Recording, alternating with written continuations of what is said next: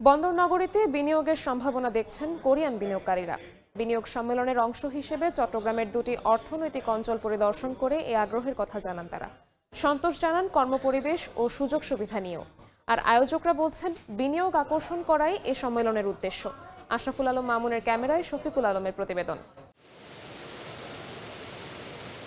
4 দিনব্যাপী Bangladesh investment summit কেবল ঢাকাতে সীমাবদ্ধ নেই, ঢাকার বাইরে বিভিন্ন অর্থনৈতিক অঞ্চল ঘুরে দেখছেন বিদেশি বিনিয়োগকারীরা। বিনিয়োগ সম্মেলনের প্রথম দিনে চট্টগ্রামের আনোয়ারায় অবস্থিত কোরিয়ান ইপিজেড পরিদর্শন করেন ৪৫ সদস্যের কোরিয়ান প্রতিনিধি দল। সুতা, তৈরি পোশাক সহ বিভিন্ন ধরনের কারখানা ঘুরে দেখেন তারা, পর্যবেক্ষণ করেন উৎপাদন ব্যবস্থা। দুটি অর্থনৈতিক অঞ্চলের কর্মপরিবেশ নিয়ে সন্তোষ জানান কোরীয়রা। ভবিষ্যতে বিনিয়োগ করা নিয়েও ইতিবাচক মনোভাব জানান তারা। আমরা দেখেছি তারা সুন্দর একটি পরিবেশে খুবই স্বাচ্ছন্দ্যে কাজ করছেন। আমি মনে করি ভবিষ্যতে বিনিয়োগ করার মতো বাংলাদেশ উপযোগী হবে। যদি আপনারা সমর্থন করেন তাহলে আমরা এদেশে আমাদের কার্যক্রমকে পুনরুজ্জীবিত করতে পারব।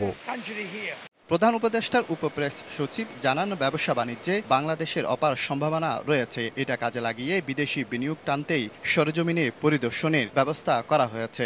বৈশ্বিক যে রাজনৈতিক পরিস্থিতি, তাতে করে বাংলাদেশের জন্য কিছু কিছু ক্ষেত্রে অপরচুনিটি তৈরি হয়েছে।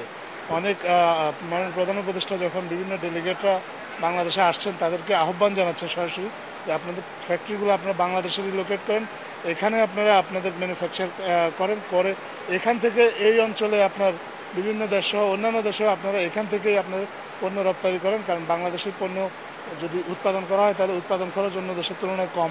মঙ্গলবার নারায়ণগঞ্জের জাপানি অর্থনৈতিক অঞ্চল পরিদর্শনের ব্যবস্থা রয়েছে। গণঅভ্যুত্থানের পর অন্তর্বর্তী সরকারের সুপরিকল্পিত নানা পদক্ষেপে ঘুরে দাঁড়াচ্ছে বাংলাদেশ।